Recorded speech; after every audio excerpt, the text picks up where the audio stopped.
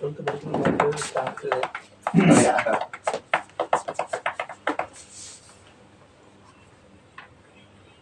இந்த பாட்டு எஸ்பிபி மூச்சோட பாடுங்க.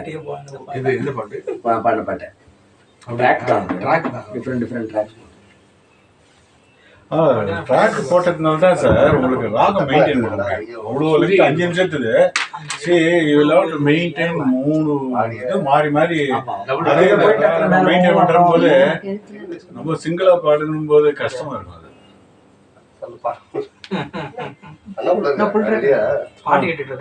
அதே மாதிரி தான் இந்த இது கூட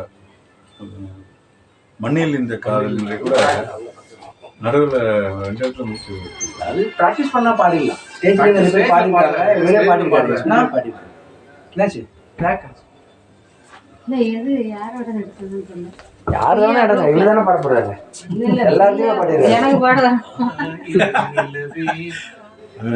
லைன் இருந்தா ட்விட்டர்ல கூட பாடிடுறாரு. அவளே லிரிக்ஸ் எழுதிடுறாரு.